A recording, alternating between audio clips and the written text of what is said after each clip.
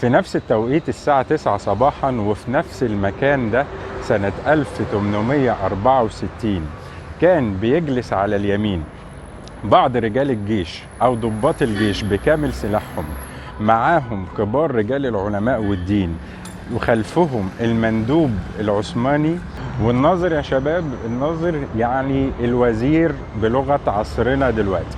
بيجلس مجموعة من النظار والأمراء والأميرات على يمين هذا المبنى، وعلى الشمال كان بيجلس كبار رجال الدولة وكبار رجال الجيش في زيهم العسكري والتشريفة العسكرية بكامل سلاحهم، ومرتديين التشريفة العسكرية في انتظار الجناب العالي لحين وصول الخديوي في عربة بيجرها 4 خيول معاه رئيس النظار اللي هو رئيس الوزراء، وخلفه 148 فارس من سلاح الحرس الخديوي.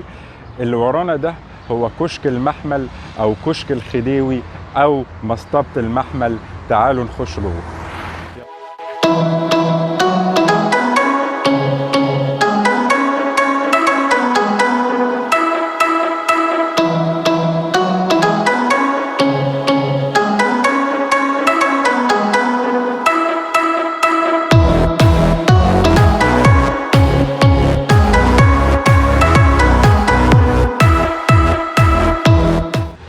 احنا في المكان، اهم مكان تاريخي كان بيربط بين مصر والحجاز، المكان اللي كانت بتخرج منه كسوة الكعبة المشرفة اللي كانت بتصنع في مصر هدية لبلاد الحجاز. معلومة بس يا شباب، في خطأ ان المكان ده ناس بتتخيل ان المكان ده كان بيتم فيه تصنيع كسوة الكعبة. كسوة الكعبة ما كانتش بتتصنع في المكان ده، كسوة الكعبة كانت بتصنع في حارة الخرنفش أمام مسجد القاضي عبد الباسط. إنما المكان ده واللي مسمى بكشك المحمل أو كشك الخديوي أو مصطبة المحمل ده كان معد لاحتفالية خروج كسوة الكعبة من المكان ده، ومعد لاستقبال الزوار الوافدين اللي هيحضروا الاحتفالية، وكانوا بيباتوا في الغرف دي رغم ان الغرف صغيرة شوية. المكان ده اللي بناه الخديوي اسماعيل سنة 1864 ميلادية. على فكرة احتفالية الكسوة واحتفالية الكعبة مش وليدة فكرة الخديوي إسماعيل، دي كانت ممتدة من الظاهر بيبرس، وهو اللي اخترع الاحتفالية بكسوة الكعبة. تعالوا نتفرج على المكان ونكمل باقي المعلومات. المكان ده زي ما انتم شايفين هو في حضن القلعة، أسفل القلعة من تحت. اللي بيجي من السيدة عائشة وطالع على مسجد السلطان حسن هيشوف المكان ده على يمينه كشك المحمل، على يمينه. طبعا هو وصل للحالة اللي انتوا شايفينها دي بعد حريق، في حريق سنة 2000. الثورة كانت كام؟ في 2011. وهنحكي ليه المكان ده وصل للدرجة اللي هو فيها. القلعة من فوق، وده سور القلعة. على فكرة دي فتحات الحراسة اللي كان بيبص منها حراس القلعة اللي كان اسمها المزاغل، اللي عملنا بيها فيديو قبل كده.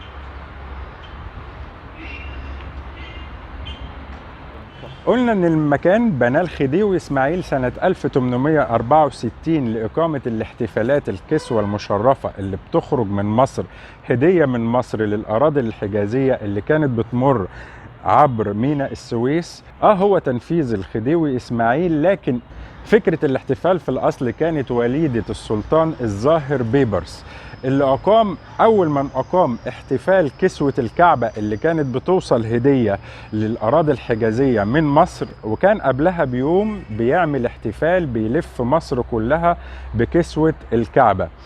وكانت كسوة الكعبة مكلفة جدا وغالية الثمن قوي، لدرجة ان الظاهر بيبرس خصص خراج قريتين من قرى محافظة القليوبية، وهي قرية بسوس وقرية ابو الغيط. خصص الخراج بتاعهم لتكلفة كسوة الكعبة، لكن ده ما كانش كافي. يجي بعده سليمان القانوني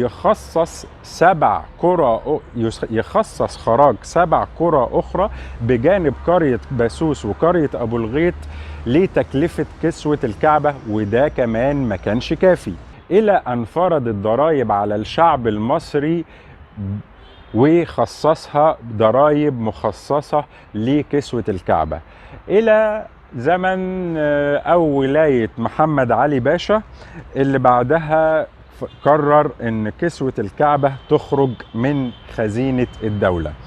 المكان ده زي ما انتم شايفين بالحالة اللي هو عليها مكان أثري، مكان تاريخي. احنا مش جايين نقول نتهم حد او نقول ليه الخراب، انا بوثق تاريخ مش اكتر لابني وابنك يعرف ان المبنى ده كان بيخرج منه اعظم حاجة في تاريخ المسلمين، وهي كسوة الكعبة المشرفة اللي كانت بتخرج من مصر هدية للأراضي الحجازية وكل سنة.